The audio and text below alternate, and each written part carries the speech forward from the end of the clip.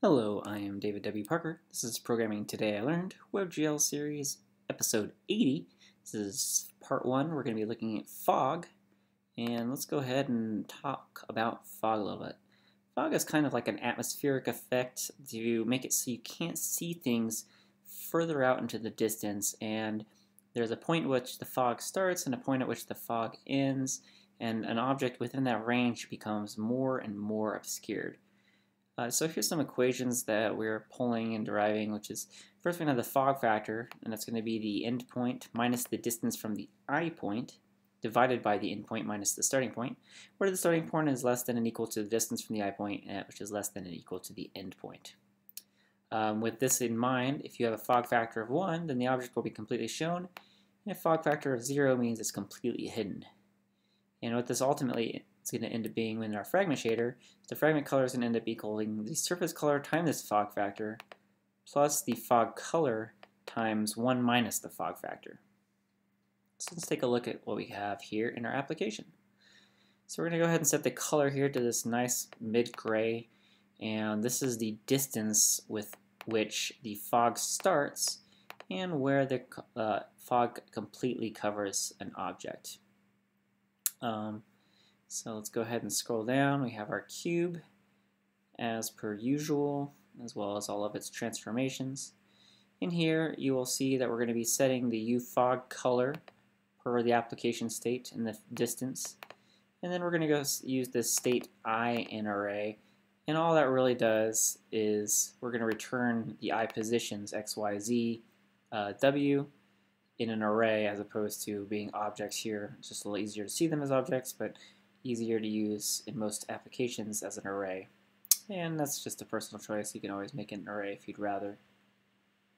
So scrolling back down here, we're going to go ahead and set our cube here, scale it a little bigger, and we're going to go ahead and make the clear color, the background color, equal to the fog color as well. With the W being fully on. And I don't believe there's anything else in here that portrays to the fog. Nope. So let's go ahead and look at our fragment shader. All of our lighting and everything from previous episode is the same. Main thing here is we're going to compute the fog factor. So we're going to be using that varying distance from before. And we're going to go ahead and compute the top portion over the bottom portion. So the x and the y, again, is the end point and the starting point.